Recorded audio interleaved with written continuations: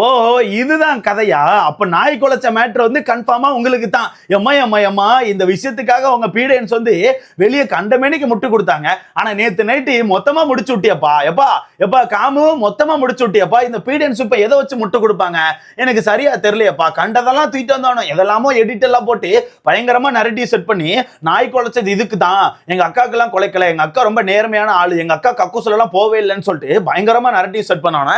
ஆனா காமு நேத்து நைட்டு எல்லா விஷயத்தையும் மொத்தமா உடைச்சிட்டாப்ல. நீங்க கூட யோசிச்சிருப்பீங்க ப்ரோ, என்னடா இது இவனை உட்கார்ந்து சாண்ட்ராவை அபியூஸ் தான் பண்ணிட்டு இருந்தானுவன், சாண்ட்ராவை அடிக்கிற மாதிரி போயிட்டு இருந்தானுவன், எதனால இப்ப சாண்ட்ராவை மீச்சு வெளியே தள்ளினானுவன், அப்படி என்ன நடந்துச்சுன்னு சொல்லிட்டு கண்டிப்பா உங்களுக்குள்ள ஒரு குழப்பம் இருந்திருக்கும். என்னன்னா சாண்ட்ரா வந்து பாருக்கான ஒரு டாபிக்கை உடைச்சிட்டாங்க. ஓகேவா, சாண்ட்ரா வந்து பாருக்கான ஒரு டாபிக்கை உள்ள உடைச்சிட்டாங்க. அந்த கடுப்புல தான் என்னோட விஷயத்தை நீ உடைக்கிறியா, என்னோட விஷயத்தை உடைச்சு அசிங்கப்படுத்த ட்ரை பண்றியா, இப்ப பாரு உன்னை என்ன பண்றேன்னு சொல்லிட்டு இந்த எச்ச காமுவும் இந்த எச்ச பாரும் சேர்ந்து மிதிச்சு சாண்ட்ரா வெளியே தள்ளியிருக்காங்க. அது என்ன டாபிக்னா, ஒரு நாள் நைட்டு 1:30க்கு வீட்டுக்குள்ள நாய் குலைச்சிருக்குமா, அப்ப நம்ம கமாருதீன் வந்து அந்த டீலக்ஸ் ரூம் கக்கூஸ்ல இருந்து வெளியே வந்திருப்பாரா, அப்படியே உள்ள பார்க்கும்போது கண்ணாடியில நம்ம பாரு உள்ள நின்றுப்பாங்களா, அந்த சீன் எடுத்து நம்ம எல்லாம் பேசணுமா. பட் நரேட்டிவ் செட் பண்றதுக்கு வெளியே ஒரு குருட்டு கும்பல் வந்து இல்ல அது அப்படி இல்ல, இது வேற கதைன்னு சொல்லிட்டு ஒரு நரேட்டிவ் செட் பண்ணாங்களா. அந்த விஷயத்தை காமுவே ஒத்துக்கிட்டாப்ல. அதனால தான் நேற்று அவ்வளவு பெரிய சம்பவம் நடந்திருக்கு.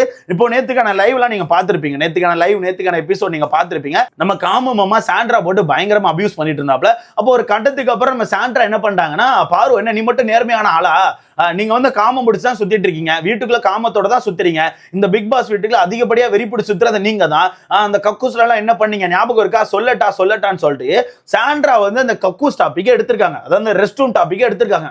அந்த ரெஸ்ட் ரூம் டாபிக் எடுத்தோன்னு தான் நம்ம பாருக்கு பயம் வந்துட்டு, என்னடா இது நம்ம மேட்டரை உடைச்சிருவாளன்னு சொல்லிட்டு. ஏன்னா இந்த பீட சாண்ட்ரா கிட்ட போய் சொல்லியிருக்கு, இந்த பீட சாண்ட்ரா கிட்ட போயிட்டு இப்படி நாங்க ரெஸ்ட் ரூம்ல இப்படி பண்ணோம், ரெஸ்ட் ரூம்ல இப்படி நின்னோம், இப்படி நாய் குலைச்சிட்டு அதான் எனக்கு பயமா இருந்துச்சு, வெளியே மக்கள்லாம் பார்த்துருப்பாங்கன்னு சொல்லிட்டு பயமா இருக்குன்னு சொல்லிட்டு இந்த பீட சாண்ட்ரா கிட்ட போய் சொல்லியிருக்கு. அப்ப சாண்ட்ரா அந்த விஷயத்தை உடைக்க போயிட்டாங்க. ஆமா நீ காமத்தோட தான் சுத்திட்டு இருக்க, காம வெறி பிடிச்சு தான் சுத்துற, அந்த ரெஸ்ட் ரூம்ல என்ன பண்ண நான் சொல்லிட்டான்னு சொல்லி அந்த டாபிக் எடுத்தோன்னே பீடைக்கு வெறுப்பாயிட்டு, என்னடா இது என் டாபிக்கை நீ உடைக்கான்னு சொல்லிட்டு பீட டமாட்டிமான் மிதிச்சு வெளியே தள்ளிட்டு. ஓகேவா, பீட மட்டும் இல்ல, இந்த எச்ச கமாருதீன் 2 பேரும் சேர்ந்து மிதிச்சு வெளியே தள்ளிட்டாங்க.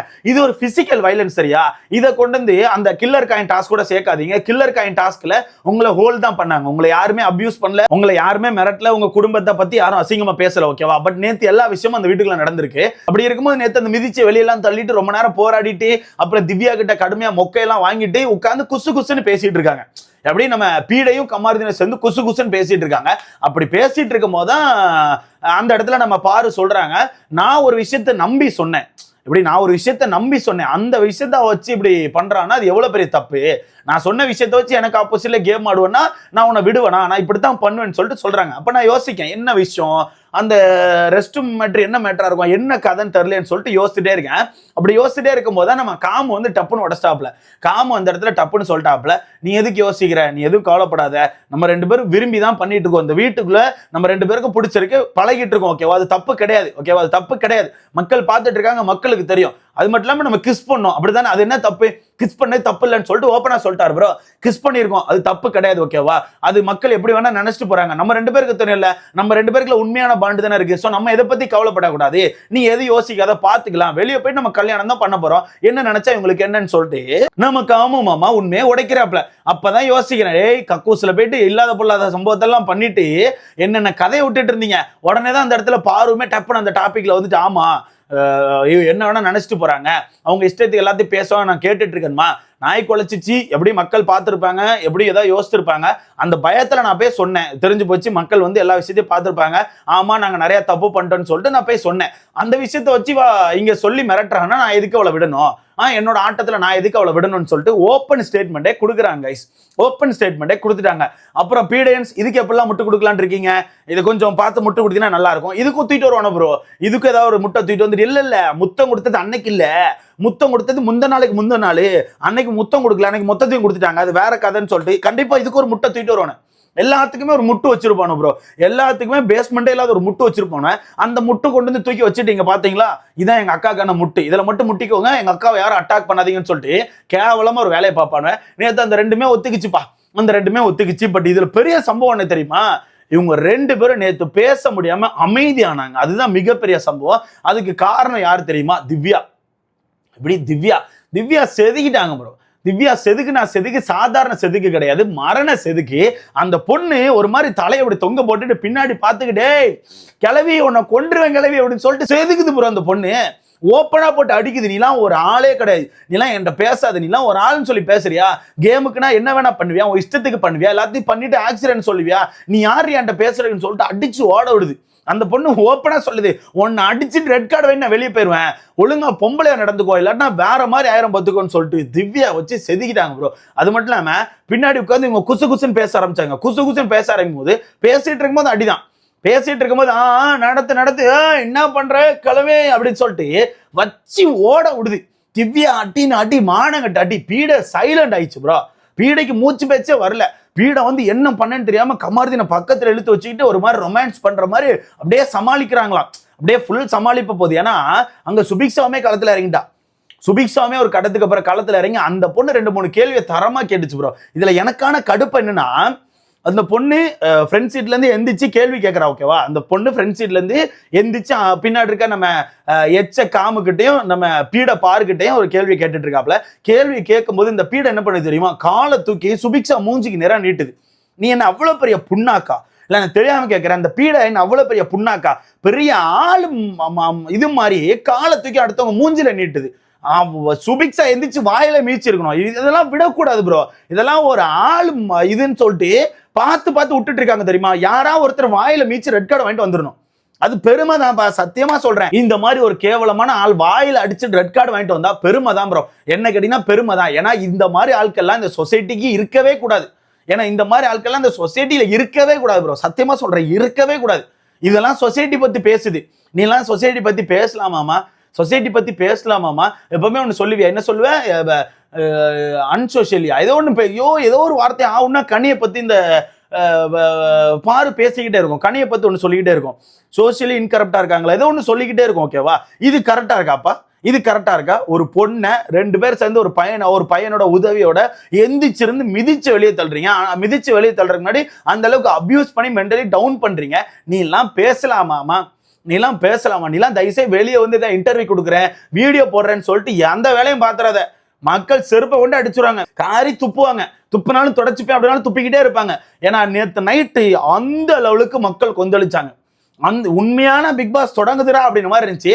ஆனா எனக்கு தெரிஞ்சு உண்மையாவே பிக் பாஸ் அழிஞ்சிட்டு அப்படிங்கிறதா உண்மை. பிக் பாஸ் தொடங்கிட்டு அப்படிங்கிறதுல உண்மையா அழிஞ்சிட்டு அப்படிங்கிறது உண்மை.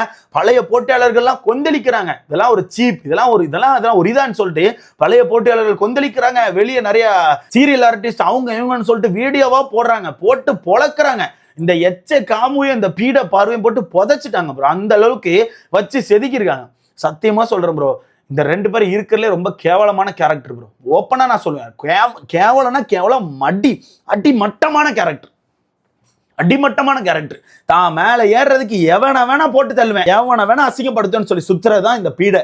ஓப்பனா சொல்றேன். ஆனா இந்த பீடைக்கு கப்பு கிடைக்காது. நான் முன்னாடியே சொன்னேன், இந்த பீடையில டாப் 5 கூட போக முடியாதுன்னு சொன்னேன். போகுமா? இது போகுமான்னு கேட்கிறேன். இன்னும் நீ சப்போர்ட் கொடுப்பியா? இன்னும் இந்த பீடைக்கு சப்போர்ட் கொடுப்பியா? இன்னும் இதை கேம்னு சொல்லுவியா? தயவுசெய்து ஒன்று நல்லா தெரிஞ்சுக்கோ, எல்லாம் கேம் தான், எல்லாமே கேம் தான். பட் அந்த கேம் லிமிட்டை தாண்டும் போது அது கேம் கிடையாது. ஓகேவா? இந்த கார் டாஸ்கை பொறுத்த வரைக்கும் தள்ளுவாங்க, இடிப்பாங்க, எல்லாம் இருக்கத்தான் செய்யும். ஆனா யாரும் மிதிக்க மாட்டாங்க, யாரும் யாரையும் அபியூஸ் பண்ண மாட்டாங்க, யாரும் யாரோட குடும்பத்தையும் கேவலப்படுத்தி பேச மாட்டாங்க, யாரும் யாருக்கான குழந்தைய கேவலப்படுத்தி பேச மாட்டாங்க. இந்த 2 எச்சகலைகள் பேசிச்சு, இந்த 2 எச்சகலைகள் நேற்று உட்கார்ந்து பேசிச்சு. அந்த அளவுக்கு பேசி இவங்களுக்கான டாபிக் வெளியே வருதுன்னு தெரிஞ்ச உடனே என்னோட விஷயத்த உடைக்கிறியா, இருவனை மிதிச்சு வெளியே தள்ளுன்னு சொல்லிட்டு 2 பேரும் சேர்ந்து மிதிச்சு வெளியே தள்ளுறாங்க. இதுல கமாருதீனுக்கு சப்போர்ட் புண்ணாக்கு ஒரு கேடு மயிர். இதுல சப்போர்ட் புண்ணாக்கு வர கேக்குது. இதுல கிங் கம்முவான், இவெல்லாம் கிங்கா? இவெல்லாம் இருக்கிறதுல ஒரு சோக்கரு. நான் முன்னாடியே சொல்லிட்டு இருக்கேன், ஒரு சோக்கர்னு. நீங்க தான் கேட்க மாட்டீங்க. ஒரு சோக்கர் ப்ரோ. நல்லா வலிஞ்சுட்டு கிடப்பான், நல்லா பாருக்கிட்ட உட்காந்து வலிவான தவிர அதை தாண்டி உனக்கு ஒரு கண்டென்ட் தெரியாது, அதை தாண்டி உனக்கு ஒரு கேம் தெரியாது. நல்லா பாரு அரோரா 2 பேரை வச்சு ஒரு தடவை வந்துட்டான். இதை தாண்டி வந்துட்டு வேற கேமும் கிடையாது, ஒரு மாயிரும் கிடையாது. இவெல்லாம் ஒரு ஆளு புண்ணாக்குன்னு எது பேசிட்டு இருக்கான். இவன் மிதிச்ச வீடியோ பார்த்தேன் ப்ரோ. ஃபர்ஸ்ட் எபிசோட்ல கவனிக்கல, அப்புறம் லைவ கவனிக்கும் போது தான் கவனிக்கிறான். ஏறி நின்று மிதிச்சு வெளியே தள்ளுறான் ப்ரோ. ஏறி நின்று மிதிக்கிறான். ஏதாவது கேட்டுருவேன்டா டேய், சத்தியமா ஏதாவது கேட்டுருவேன். எனக்கு வாயெல்லாம் ஒரு மாதிரி குறுகுறுன்னு வருது. ஏதாவது வாய் குறுகுறுன்னு வருது, கேட்டா ரொம்ப பர்சனலா போகுமோ, ரொம்ப டீப்பா போகுமோன்னு யோசிக்கிறேன். அதனால கேட்கல. பட் அனுபவிப்பேன், வாழ்க்கையில கண்டிப்பா அனுபவிப்பேன். நீ சொல்லிட்டே இருக்க தெரியுமா, கடவுள் இருக்காங்கன்னு சொல்லிட்டு, அதையும் நான் ஏதாவது ஒன்று கேட்பேன். அது ரொம்ப டீப்பா போயிருமேன்னு அதையும் விடுறேன். கடவுள் இருக்காங்க, அதை நான் பொதுவாகவே சொல்றேன். கடவுள் இருக்காங்க, எல்லா கடவுளும் யோசிப்பாங்க, எல்லா கடவுளும் பார்த்துட்டு தான் இருக்காங்க. ஒரு நாள் கண்டிப்பா உனக்கு திருப்பி கிடைக்கும். நீ ஒன்று சொல்ற தெரியுமா, நான் யூனிவர்ஸை ரொம்ப நம்புவேன்னு சொல்லிட்டு. யூனிவர்ஸ் வந்து எல்லா நேரமும் உங்களை பார்த்துட்டே தான் இருக்கும். அந்த யூனிவர்ஸ் வந்து நீ என்ன பண்றியோ உனக்கான ஆக்ஷன்ஸ்க்கு ஏற்ற மாதிரி தான் அதுக்கான ரியாக்ஷன்ஸை காட்டும். கண்டிப்பா உனக்கு திருப்பி கிடைக்கும். கர்மான்னு ஒன்று இருக்குடா தம்பி, வாழ்க்கை நீ அனுபவிப்ப, வாழ்க்கையில நீ ரொம்பவே அனுபவிப்ப, ரொம்பவே கஷ்டப்படுவ. வெளியே வந்து பார் உன்னை எப்படி காரி துப்பி இருக்காங்கன்னு சொல்லிட்டு, அதுக்கப்புறம் உனக்கு தெரியும். மொத்தத்துல அந்த நாய் குலைச்ச மேட்டருக்கு விடை கிடைத்து விட்டது. இதுக்கப்புறம் இந்த பீடியன்ஸ் வந்து முட்டு கொடுக்க போறான்னா அவனுக்கான அந்த மண்ட அறிவு அப்படிங்கிறது அவ்வளவுதான் இருக்கும். சரியா, மண்ட அறிவு சாணிப்பி மாதிரி இருக்குன்னு சொல்லிக்கலாம். அவ்வளவுதான், அது தாண்டி ஒண்ணு சொல்றதுக்கு இல்ல. சோ அவங்களே ஒத்துக்கிட்டாங்க முத்தம் கொடுத்த விஷயத்த. இதை பத்தி உங்களுக்கான கருத்துன்னு சொல்லிட்டு மறக்காம கமெண்ட்ல போடுங்க. திவ்யா காரை ஓட்டி ஒரு சம்பவத்தை பண்ணீங்க பாருங்க, டேக் இட் அப்படின்னு மாதிரி இருந்துச்சு.